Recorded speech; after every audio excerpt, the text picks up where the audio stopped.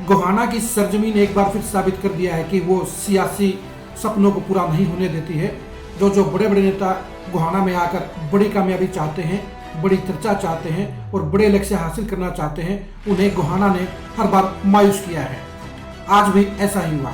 आज गोहाना में केंद्रीय गृह मंत्री अमित शाह की रैली थी।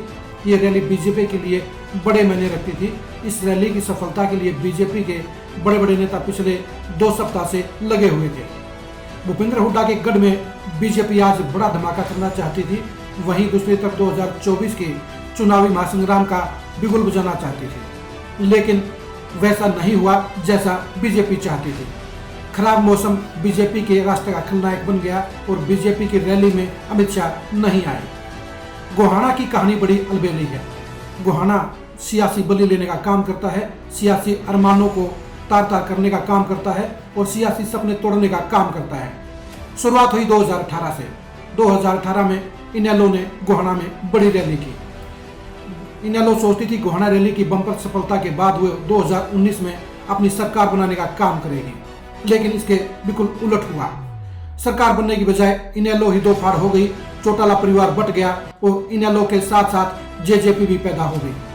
इनेलो 2019 के चुनाव में खत्म हो गई और जेजेपी उसकी जगह ले गई, यानी ओम प्रकाश के चौटाला के सपनों को गोहाना ने तार तार कर दिया। उसके बाद बारी आई सीएम रहे भूपेंद्र हुड्डा की। भूपेंद्र हुड्डा गोहाना इलाके के सबसे दमदार नेता हैं। पिछले 3 चुनाव से गोहाना, बड़ौदा और खरखोदा में भूपेंद्र हुड्डा के चहेते प्रत्याशी ही जीतते आए हैं। भूपेंद्र हुड्डा ने 2019 में एक दांव खेला। वो दांव था लोकसभा चुनाव लड़ने का।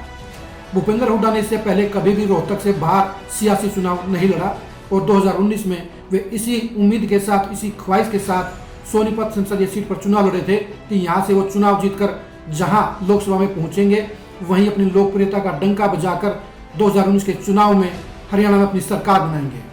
लेकिन ऐसा नहीं हुआ, बल्कि भूपेंद्र हुड्डा चुनाव हार गए और पहली बार रोहतक से बाहर कदम रखना उनके लिए भारी पड़ा, यानी गोहाना उनकी बलि लेने का काम कर गया। आज भी कहीं न कहीं बीजेपी के लिए अपशगुन हुआ।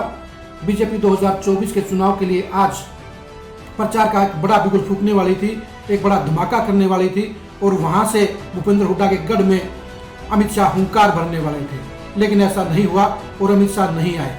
यानी बीजेपी जो चाहती थी वो गोहाना ने नहीं होने दिया। गोहाना एक बार फिर साबित कर गया कि यहाँ पर छोटे नेता तो बड़ी कामयाबी हासिल कर सकते हैं, लेकिन बड़े बड़े नेताओं के लिए गोहाना में शक्ति प्रदर्शन करना हमेशा घाटे का सौदा रहा है। और आज एक बार फिर से साबित हो गया कि बीजेपी के लिए गोहाना की रैली करना कहीं न कहीं आगे चलकर एक नुकसान का पैमाना बन सकता है। गोहाना बीजेपी और हुड्डा के गढ़ की खबरों के लिए आप लगातार खरी खरी न्यूज के साथ जुड़े रहिए। नमस्कार।